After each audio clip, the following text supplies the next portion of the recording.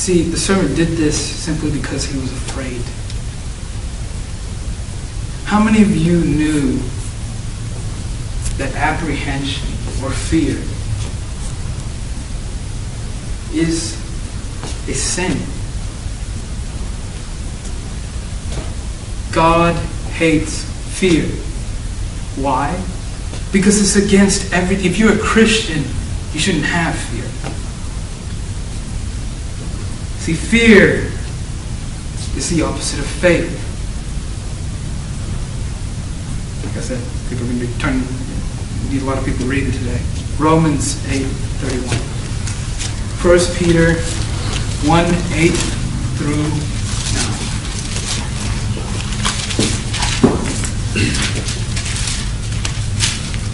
Romans 8:31.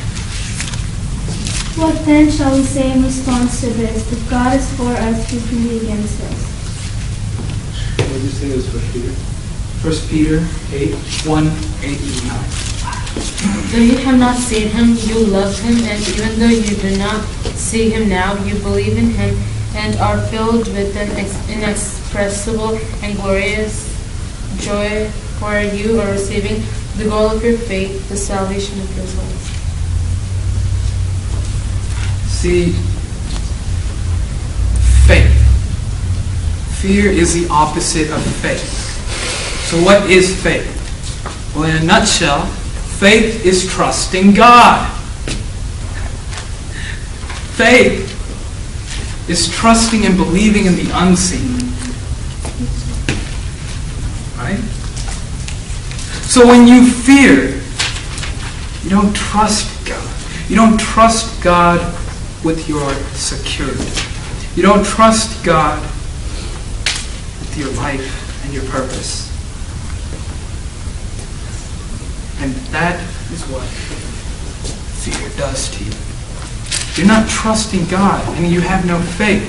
If you have no faith, then you lost.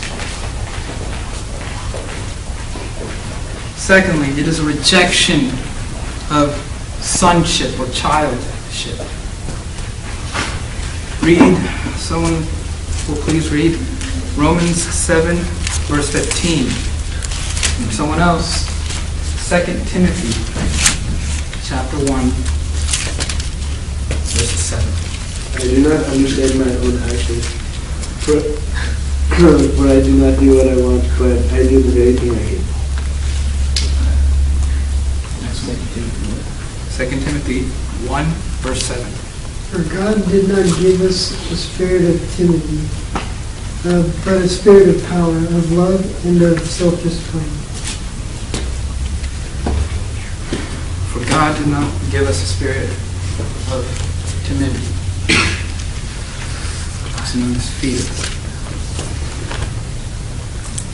See, fear makes us do things that we don't want to do, and makes us not do things that we do want to do. Fear makes us back out when we should be fulfilling the purpose that God has planned for us, and do other things, and go off track when we should be staying on the path and going for that purpose. Fear is rejecting the sonship that God has given you. Like I said, you are a child. Sons and daughters of the Most High God.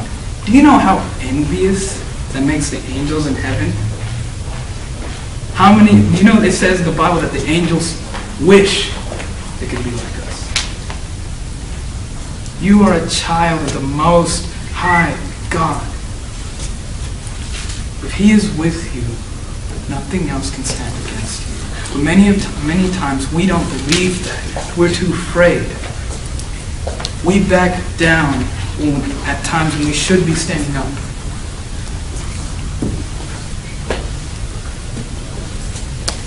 And we do things that we don't want to, and we don't do that which we should. Next, fear reveals shame. Romans, one of my favorite verses, 1:16.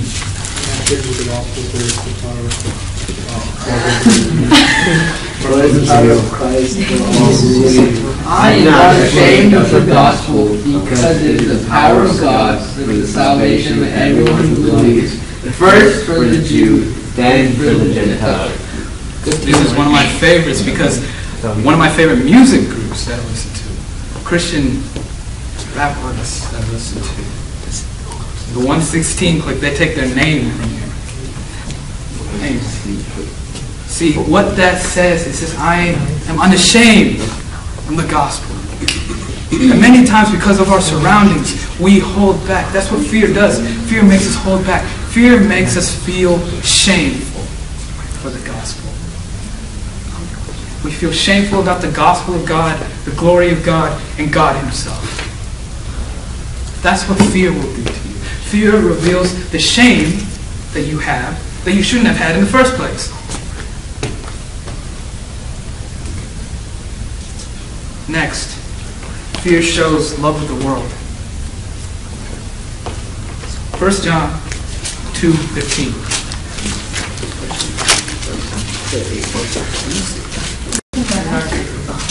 Not love the world, Go ahead. do not love the world nor the things in the world. If anyone loves the world, love for the Father is not in him. Do not love the world or anything in the world. If you love the world, the Father isn't with you. See, fear shows the love of the world. What is the love of the world? Well, my good buddy in the back, who you won't be able to, who you can see over there, Jim Jacob, explained it very clearly, very, very well a couple Fridays ago, and it's this. Love of the world is basically caring what the world thinks of you. Love for the world is basically caring about what other people view you as. And I've given advice to some of you. Right? I've definitely talked to all of you. I've given advice to some of you. Some of you I've talked to. And you always come up and say, ask me for advice. And when I give you the advice that you so desperately asked me for, you say, I can't do it. I'm like, why not? Well, what will they think? What will so-and-so think? Or what will so-and-so think? What will my parents think? What will my dad think? What will my mom think? What will my friends think? That's the most common. Honestly, who cares what they think? If they're going to think of you any less, who cares? Like I said, you are a child of the Most High God. Whatever they say to you, can't make you listen to that. Because God has said it.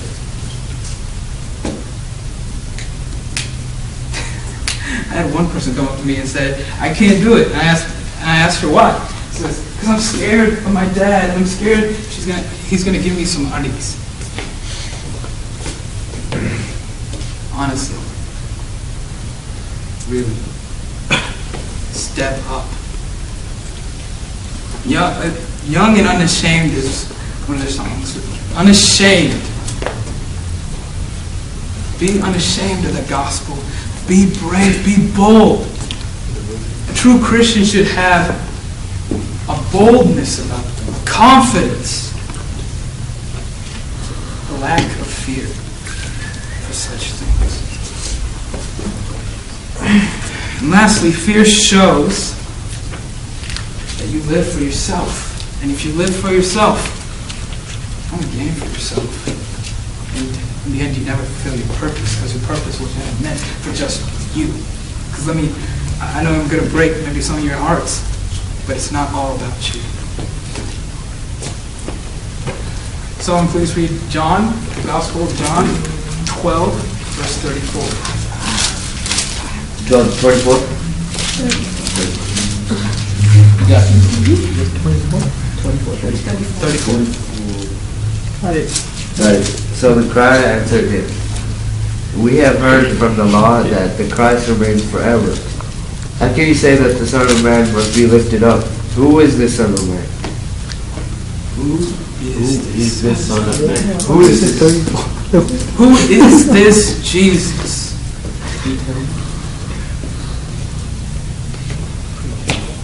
Jesus is the one who lives in you. Jesus is the one who saved you. Jesus is the very reason, hopefully, y'all are here today. That you're breathing, definitely breathing today. And many people will come up to you, and they will come up to you and they will ask, who are you? Just like they came up to Christ and asked, who are you? And many of times we back off. We don't say who we are. Who are you? I'm a child of God.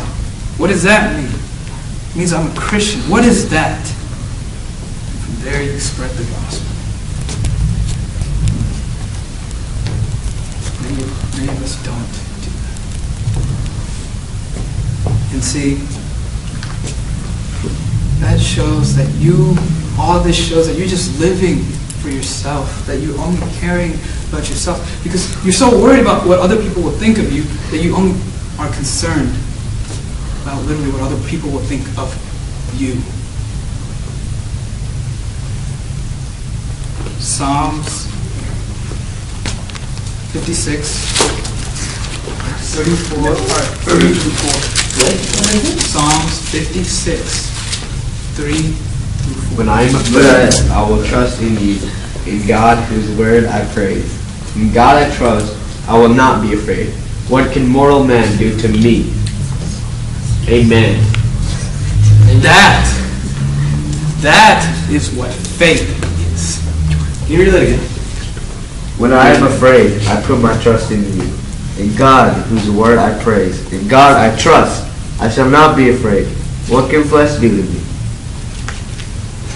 That is what faith is. That in a nutshell, that is exactly what faith is. Trust in God. Do you trust in God? Do you have faith in the God who has so much faith for you? Some of you will ask, what do you mean by that? What do you mean? God doesn't have faith in us. Very well argue God can. God does have faith in you. If God didn't have faith in you, one, you would never be created. Two, even if you were created, God would have never sent His Son to die for you. The fact that God did send His Son to die for you proves that He does. So this God, who despite everything you do against Him, does say we were once His enemies. This same God still, time after time, calls you His Son. I think my brother Stan put it best when he says, God is like a hopeless romantic. And no matter what you do to Him, He will always still be there waiting for you. That is so true. That is the love of Christ. And see, some of you don't embrace that love. Why? Because you don't have faith. Why? Because you are so afraid, or you are so indulged with yourselves.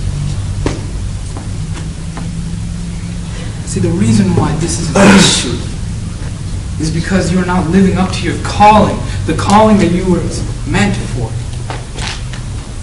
You weren't shining like stars. God, my brother Jim said, God laid everything down for you. He's given you everything.